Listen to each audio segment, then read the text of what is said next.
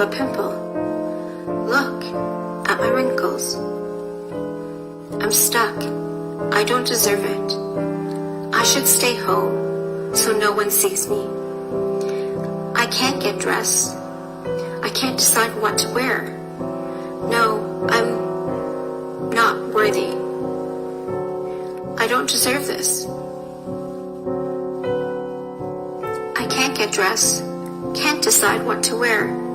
No, I'm going back to bed. I can't. I am not worthy.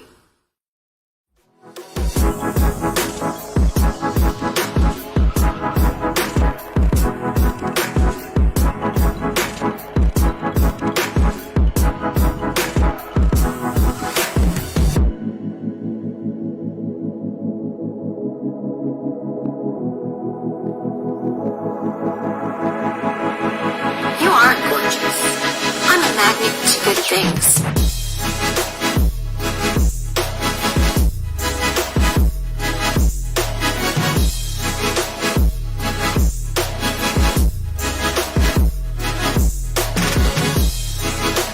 You are successful. You can do this. You deserve this. You're a leader. You're worthy.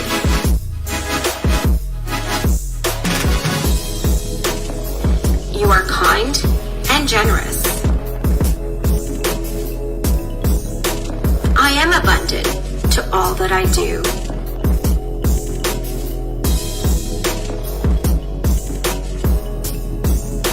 I can change anything, and I can do this.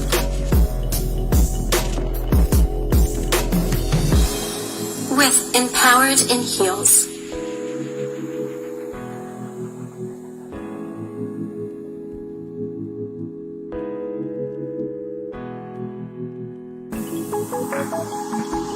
Welcome to Empowered in Heels. I am your TV host, Suzy TAMASY.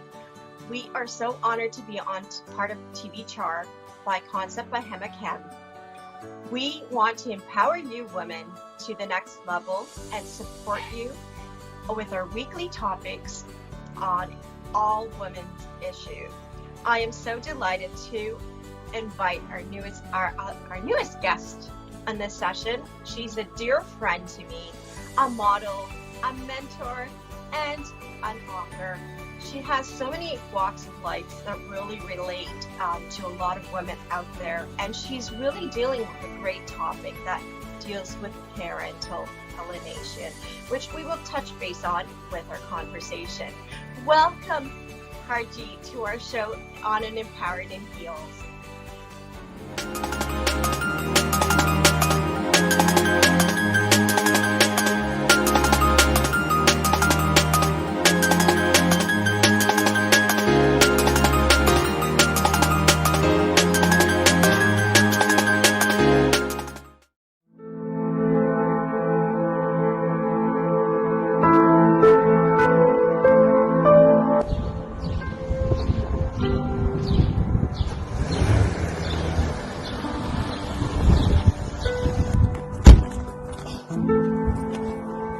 Hey, John, listen, I'm not taking any work calls right now. I'm about to see my daughter. I'll call you after 7. Okay, bye.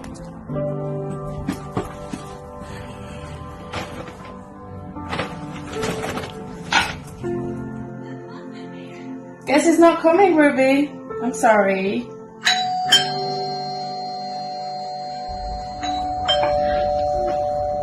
Alright, Ruby, just hold on a second and we'll be right back.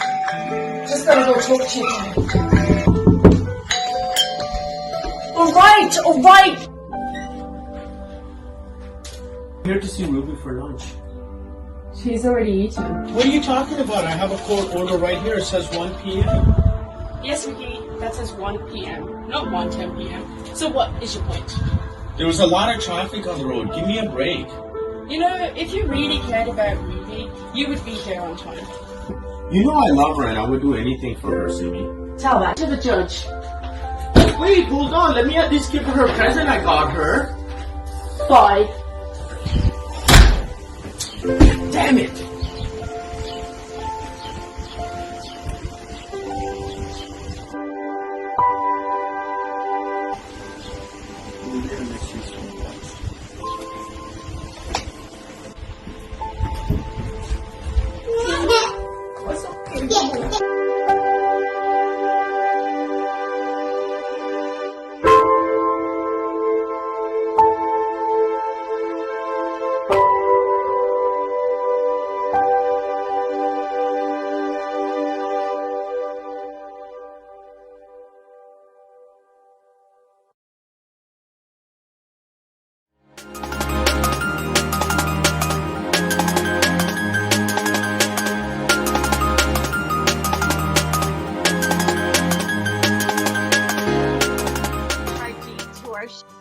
on an Empowered in Heels.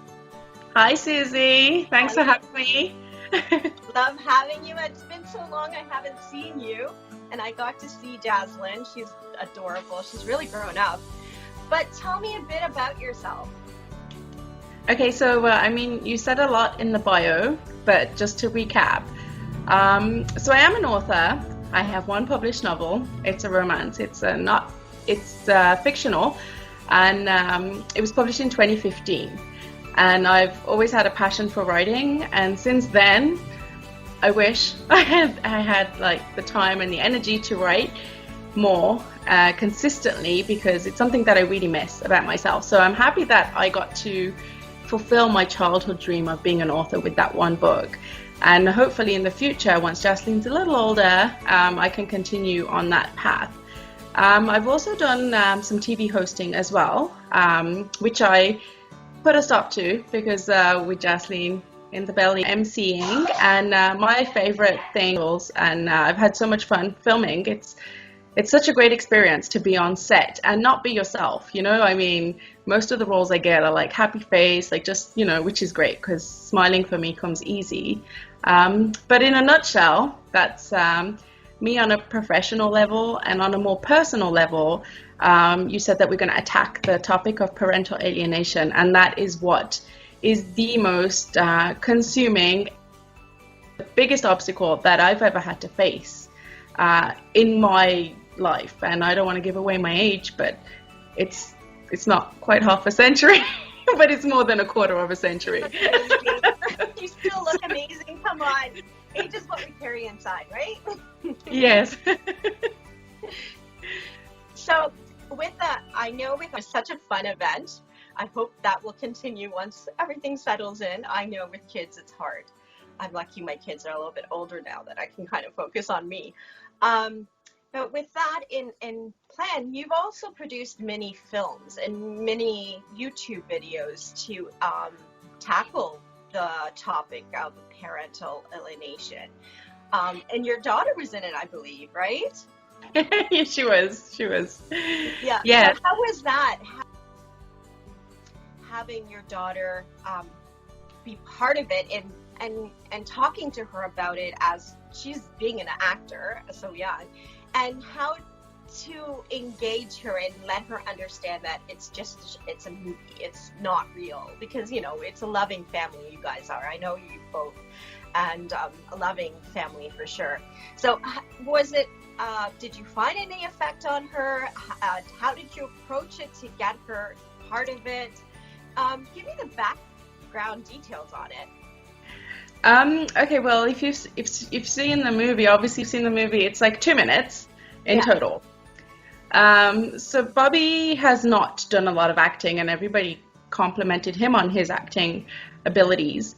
So it was pretty much his first time as well, and he had a lot of fun.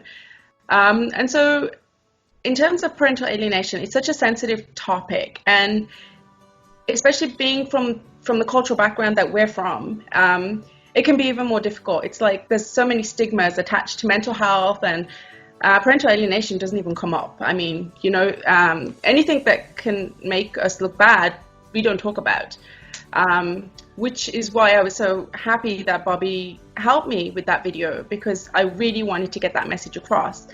And he allowed Jaslyn to be in the video, which is also a great thing. So at the time of the shoot, she was only like 15, maybe 16 months. So she was too little to really understand what she was doing. But it's kind of like she knew, you know, and, you know, they say babies have like intuition, or they have like a sixth sense. So there's a scene when I shut the door on Bobby, who plays Ricky, in this short film, and Jaslyn just kind of showed up at the door, and it was perfect. She kept doing that. She wasn't supposed to be in that scene, but she kept coming there. So if you watch it, you'll notice that my reaction to shut the door and say bye, like I wasn't even thinking to lock it, like it wasn't, because it was spontaneous. But I liked that she was in that shot so much. And then also at the end where she comes in and I'm holding her, walking away from the door, she's crying and she's hitting me in the face. That was also not planned. She was supposed to be happy. It was supposed to be me taking her away from the door and telling her, come on, we're going to play, and, you know, kind of trying to console her. But I didn't need to, because she made it look like I needed to console her. So that kind of worked out in my favor, in our favor, to get the message across. So whether she knew what she was doing or not, I'll never know. And probably when she can start talking, she probably wouldn't even be able to tell me if she did it to help me or not. But as she grows older, she will see that video. She'll know about her brothers, and she's hopefully going to be glad that she was a part of that, and she's hopefully going to be able to speak about it herself from her perspective as a sibling who has no contact with her half siblings. It's, you know, at this age, it doesn't matter, but as she grows older. But it's amazing how visual we are, and how much that mini video makes an impact. And by doing that, it just like kind of triggered a downfall of, okay, yeah, it's so true, and how we treat our kids between a relationship and how they take it, right? And it looks so natural, so that's why I wanted to know if she was prepped on it, because it went with the flow of everything. So I'm here, how did they coach her to do this and that? So it worked out so well, and no one's gonna know until they see this, right? But it's so true. With a small mini video, it does make a big impact. Do you want to tell me a little bit about your past? We've heard that her brothers are not here. Do you want to talk about that a little bit so that people can understand a little bit of the history or what is happening? Sure. So like you said, the topic parental alienation, for those people who are not familiar with the term, I'm glad that I can actually increase awareness on that topic to them. It's the psychological manipulation of a child in order to estrange them from the other parent and to break that bond.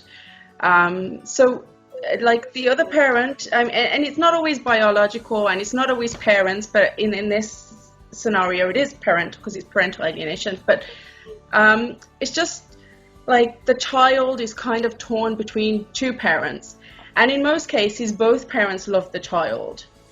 And one of them will be the alienator in this situation, and one of them will be the targeted parent. And it's not something that's recognized in family court, unfortunately. There's no evidence to prove parental alienation. But a person who's experiencing it can put little tidbits on it. The alienator will coach the child as to what to say, or they'll control the child's thoughts by way of manipulation. There's so many ways that you can alienate a child from the other parent. And in a divorce, it's much easier, because then there's the distance that's there as well. But that doesn't mean that it doesn't happen when a couple is together, you know, and that can kind of be like spousal abuse as well. Like it can be, you know, like a psychological, emotional abuse to the partner, and in turn, it takes they're taking the child away from you. And I just also want to point out as well that it's not always the father. Like in the little video that I made, it's not always the father that's alienated. Because obviously I'm a mother, and I have not seen my sons. I've not spoken with them since May 2016. And that's a long time, because now it's like July 2020. So it's over 4 years. And I always say May 2016 because I don't want to say 4 years, because I don't know if it's going to stop at 4 years, you know. And I just want to make sure that when people watch this back, they know that at that time, that's how long it was. And yeah, I mean, I do equate it to parental alienation. I do feel like maybe their father is also manipulated by his parents, because his parents, he lives with them. I couldn't really say, and no one's going to admit that they alienate children from their parent.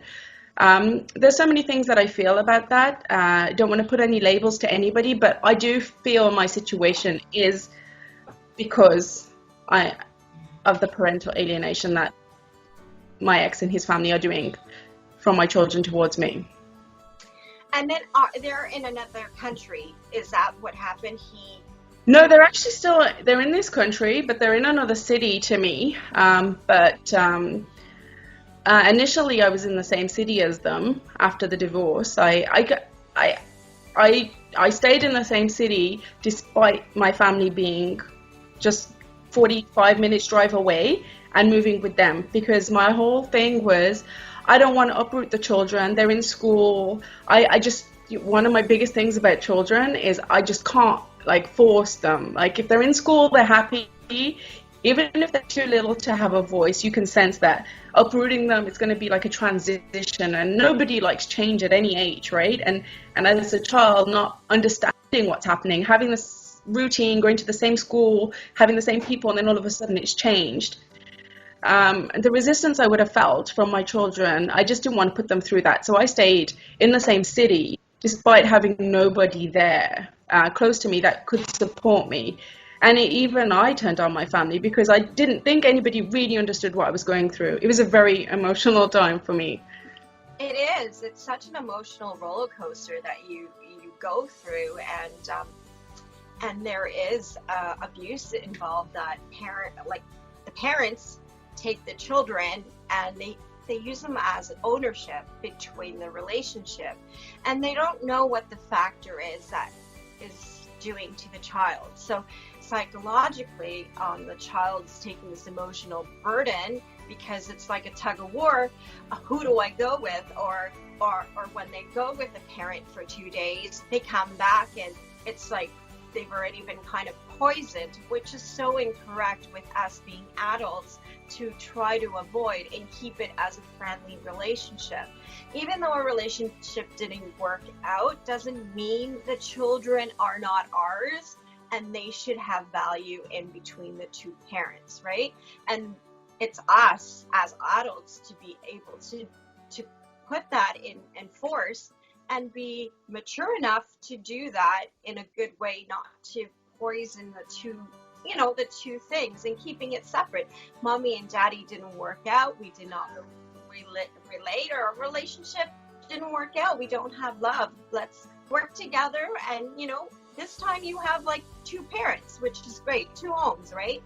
But a lot of people don't do that. They use the children and they use that as their tools to fight against each other, which really is not very impactful for the children. It's a phase that they go through and they traumatize from it.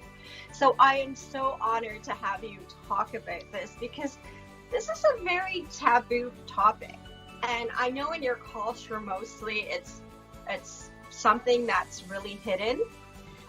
So this is kind of bringing awareness. And honestly, it's so important to have someone help both parents coach through it, with someone involved in mentoring them, or just giving them the voice for each other, and try to keep it amicable and not fighting, because it does give that energy to your children, and that can affect them emotionally on other walks of life. So for their schooling, for the way they live, and for their future relationship, right?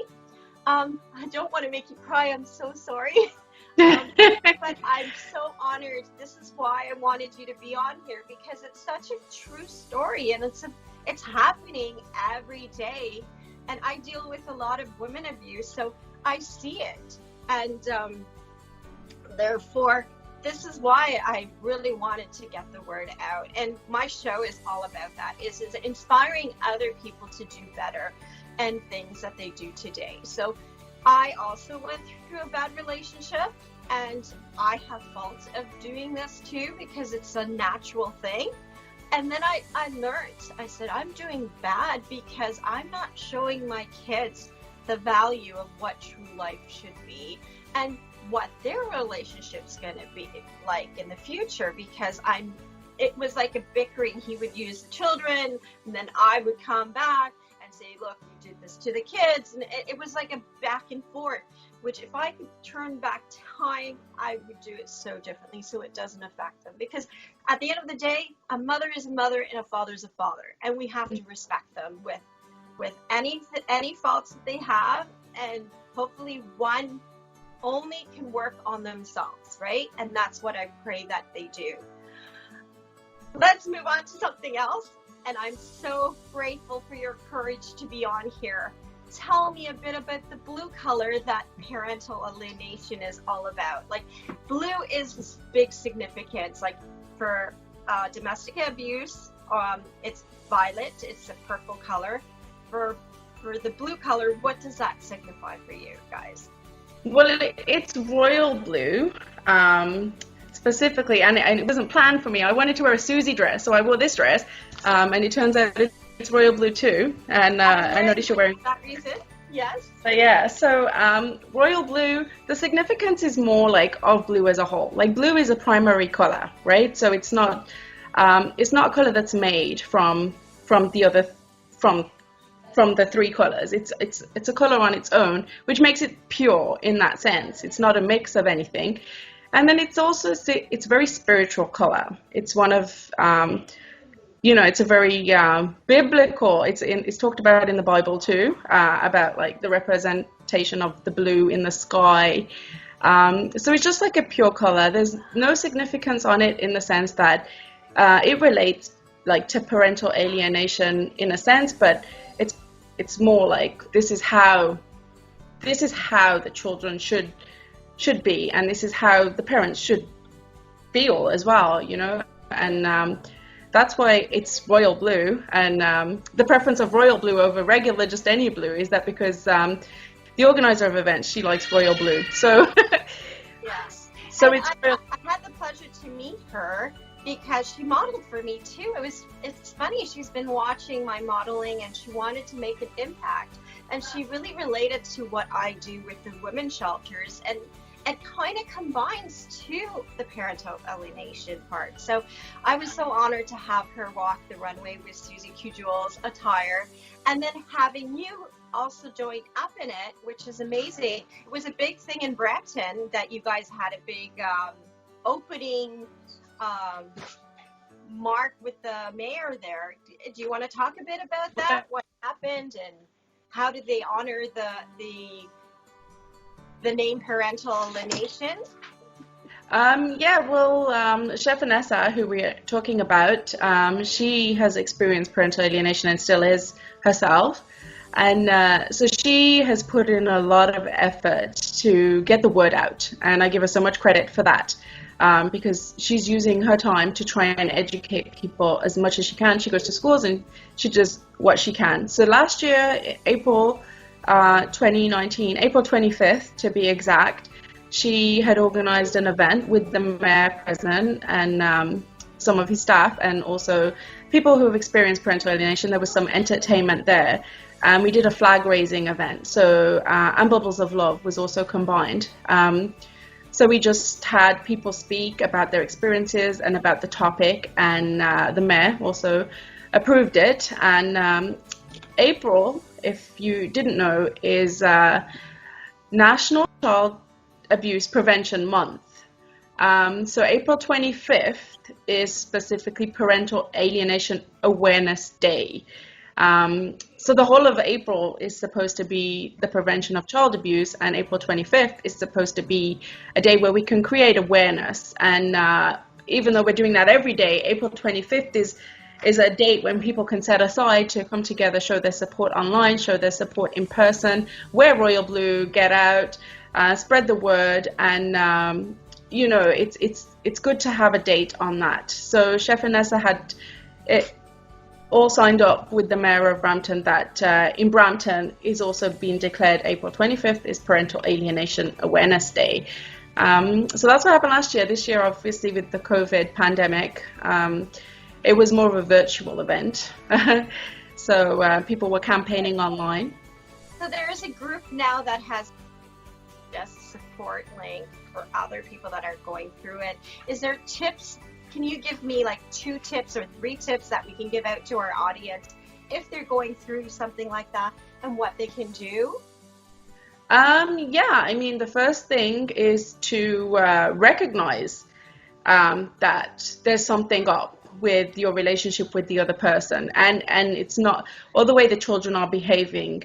And I'm going to talk from a targeted parent perspective, because what I learned about the alienated parent, the alienator, they don't necessarily know what they're doing is wrong. Because if the family courts are approving it and giving them custody and giving them all the rights towards the child or the children, then how can they know what they're doing is wrong? And if they're surrounded by family that are supporting the way that they manipulate the child or the children, then really honestly in their mind what they're doing is right. So that's the alienating parent. That's how I see on their side. But with the targeted parent, what you can do is once you do recognize that something is going on, and that maybe your ex or your spouse is talking to the children, and their bond with you is changing over time, the best thing I think to do is to kind of educate the children, but not to disrespect their other parent, because then you would be just as bad, right? Mm-hmm. So it's easier said than done. Like I know in my experience, I never intentionally said anything negative about their father. It's just when things get too much, sometimes you say things and you know you shouldn't say those things, right? So being aware that what you should and shouldn't say, and to a child, maybe buy them some divorce books. And there's not a lot out there about parental alienation, but there are some books out there that will explain certain situations. And there's movies like Mrs. Doubtfire is a good one.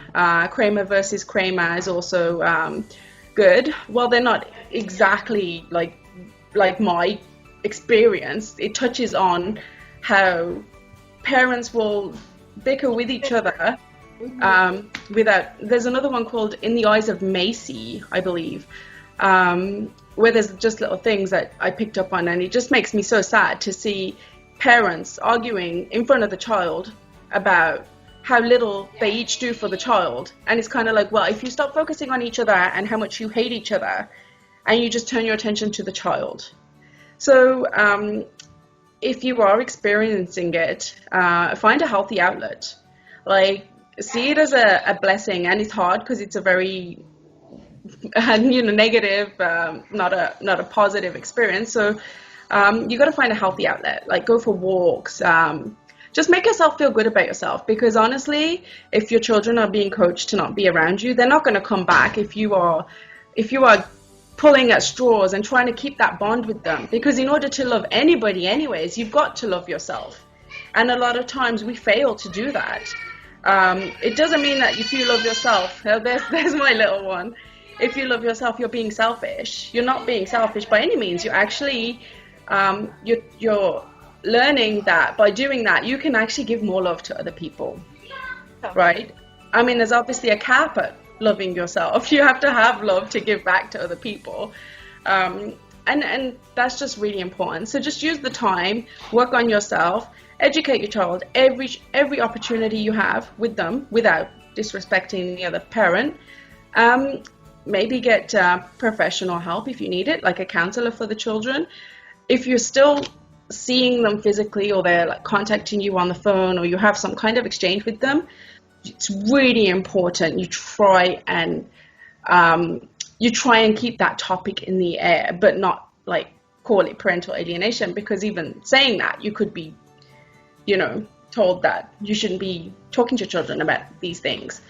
And just one of the things is really important, I find, is be careful what you put in words on paper, because I am a writer. I like to write, so I can be very emotional. When it comes to speaking, I won't yell at someone and call them all sorts of names. But when it comes to writing, if I'm emotional, I might say something that will be used against me. So that's my downfall. And it's very important. Speaking and writing, any communication with the other parent, it's limited or it's positive. And you just don't want anything used against you in court. If your intention is to love these children or child and raise them in a healthy way and have a bond with the other parent, then there's no reason that any of that is not doable. I love that because a lot of people are doing their bios and talking about their real story. And it's true, we don't think of how it can affect us later on in life, right? Because these are things that touch point on personal things. And if it's in a negative way, it can come back to you, right? So very good topic right there. And I love your tips. There are support groups right now on Facebook, right? You guys have started out a support group. I think I've seen it. Well, we have Equal Parenting for Children. That's a Canadian organization. And that's we did the campaigning online by creating a video for them and posting that on all our social media platforms. And I'm a part of that too, which is where we talk to politicians and we're trying to get the word out as much as we can. My involvement is limited due to being a mom and not wanting to have the same thing happen with Jasleen, because I never expected it to happen with my sons. I'm not expecting it to happen, but I want to be prepared this time if it does.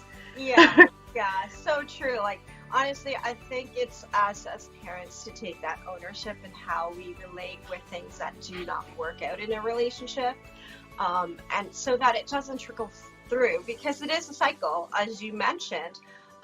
Later on, or I mentioned that later on, it just trickles through without us knowing. So an abuser can become an abuser because they don't really know what they've learned, right? So they've seen it from their parents or they've seen it from other people. So they take on that abuser role. And same thing as a victim. You become a victim because you see someone being a victim and you take on that role without knowing that cycle that it affects you. So the same thing goes with the children. So I am so honored to have you here. We are going to take a break and come back. Thank you, Harjeet.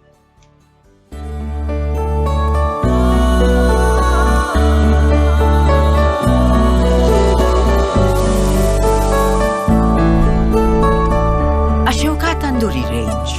Enjoy the Indian taste. We all want to see our kids grow up strong and active. We all want to do the best to have a balanced diet. We all run towards becoming better and better every day. We all wish to celebrate elderliness by being healthy and cheerful. Health and wellness is our passion. We, Eye Care Naturals, follow our passion and deliver quality healthcare products to our clients' doorsteps, and that too with free shipping. Eye Care Naturals is one of the best-selling vegetarian and gluten-free multivitamins in North America for women, men, kids, and the elderly people, with all essential vitamins and minerals for less than $1.20. So come, make the switch and enjoy the change, because Eye Care Naturals is pure for sure.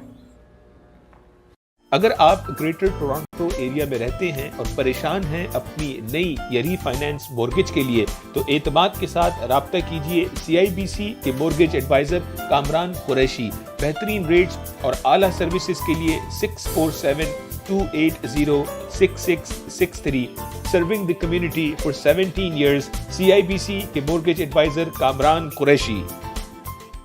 Sharma Singh Immigration Services. We have the expertise of former immigration officers who worked with the federal government of Canada for over 25 years. Our commitment to professionalism is our promise. For all your immigration needs, contact us at 416-831-7262. That's 416-831-7262. www.sharmasinghimmigration.com. Sharma Singh Immigration Services. We specialize in all complicated immigration matters.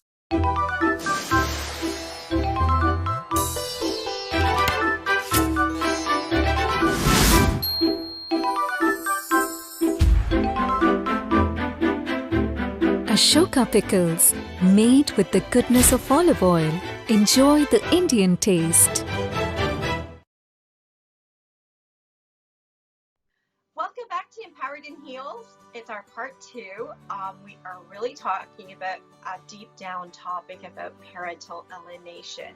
I know it's a topic that no one has really touched base on, and I'm so proud and honored to have Harjeet Dhillon talk about this and bring awareness, and such a really touch-based topic for all children out there and parents.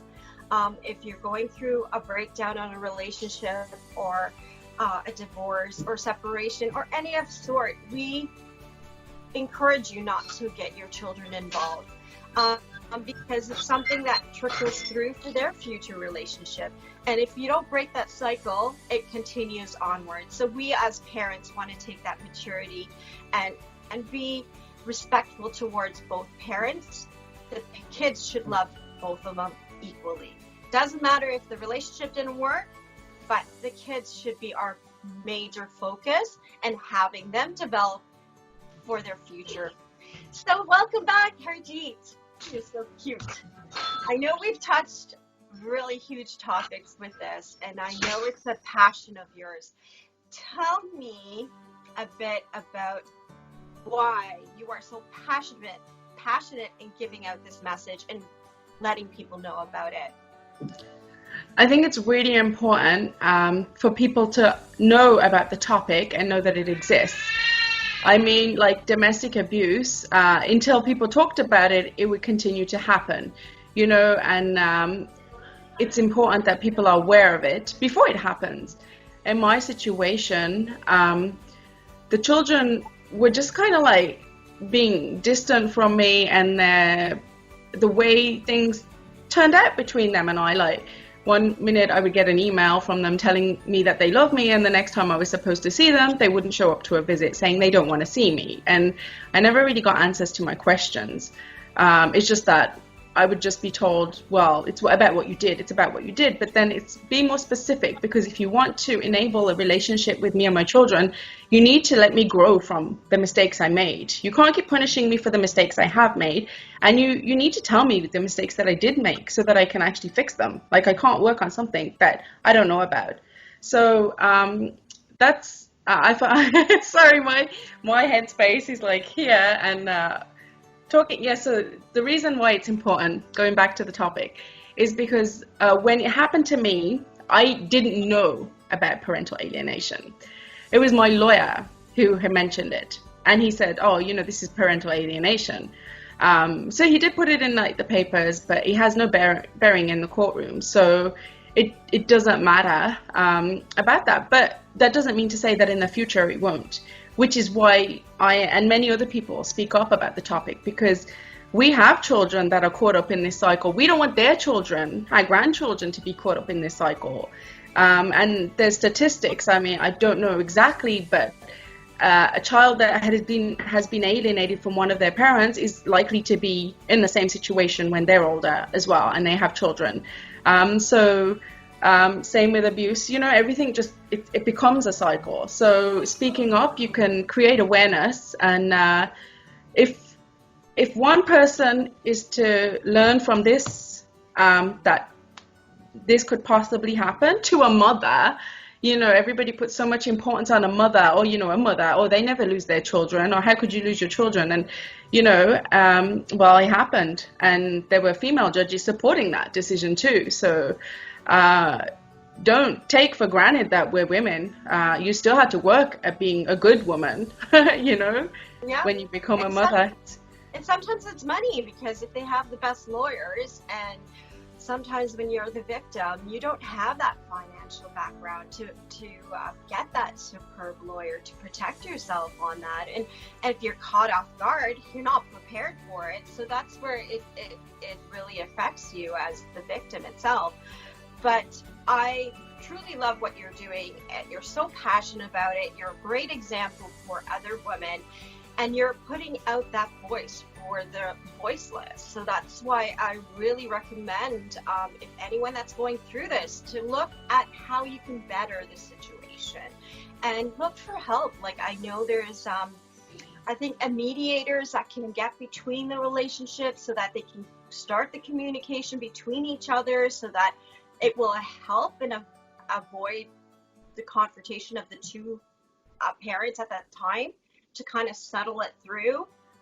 Church, sometimes faith is a great thing to help parents and tackle these items, right? So, and look out for the group on Facebook, because there's a lot of support out there that if you're going through something alone, I know this is such an emotional topic that you need support, and anyone right now, and this show is for this reason, is to support, inspire you, and give you that empowerment factor into how to get to the next level. So this is why I wanted you on here, and I'm so honored to have you. And I would love to know if there is one time in your life that you could turn back and redo a mistake or anything of that sort, what would that be? I want to start by saying that I don't have any regrets, and that's a big thing of mine. There's things I wish I could change, but I don't regret them. And back to the question, the one thing that I think that I would have liked to work on, like once the marriage had broken down, I wish that I would have trusted my family a little bit more, and not turn my back on everybody. Like, I wish I would have let them in and let them take a little bit more control of my situation, knowing I was so helpless. And also, I wish that I never got emotional about anything, and I wish that I could have handled my emotions. I wish that I knew about it, what I was going through, but that's not something that I could have done different, because you can't research something that you don't know exists. You think that your situation is unique at the time. So I think, all in all, I think that's what I would have done differently. And, another thing, I wish that whenever, and this is all on the people that I surround myself with too, I wish that whenever I did talk about my ex and any problems that we were having or anything that I was feeling, rather than support me and start talking negatively about him as well, rather than lift me up and remind me that there's good in him, and start focusing on me seeing the bad in him, because that's very problematic. When you tell one person that you have problems, a lot of people will pull you down and they will magnify that problem, and that's where I'm stuck between a rock and a hard place, because going back, if I never talked about how I was feeling, I would have been suffering in silence. But by talking, there were some people that magnified the problem and how I was feeling. So I would have hoped that I could have been more careful about who I talked to, and I knew more how to handle my feelings. I was so young too, so, and I wish also I put more importance on myself. Like I said, use this time to focus on yourself, love yourself, do things for yourself. It's hard for me to have any enjoyment in life without giving back to someone else. And my children were my life. I give back to them. Now that Jaslene's here, I love her to the ends of the earth. And I still feel guilty. Oh, Mama wants to sleep. I feel guilty about it. Oh, I want to write. I want to read. I want to watch a show. I feel guilty about it all the time. I want to eat. I want to go to the washroom. But I take time out for myself, knowing that she's going to be, okay by herself. It's okay for her to be by herself. She's got to learn independence too, It's so true. We as moms, we put so many multiple hats on, and we want to be that superwoman, and we need to come back to knowing that we are not superwoman. We are humans, and we deserve to take care of ourselves. Not vanity wise, it's not all vanity. It does help to look good for us internally too, but you do need that time for you. You need that walk. You need that space that you can just breathe without having to deal with everything that's on your head, because it's always in our head, right? As a mom, I know. So I agree to that. Take that time, develop yourself, grow, and focus on you, because if you don't love yourself, then how can you truly love someone else, right?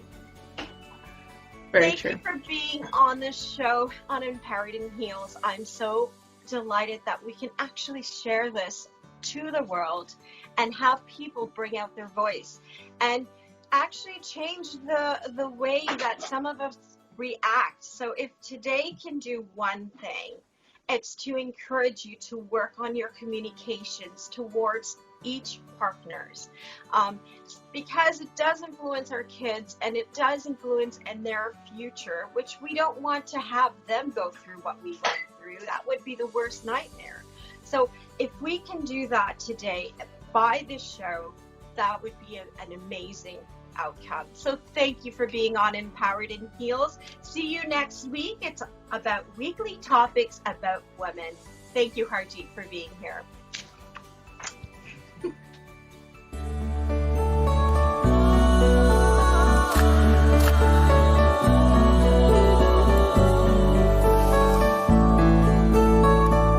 Ashoka Parathas. Enjoy the Indian taste.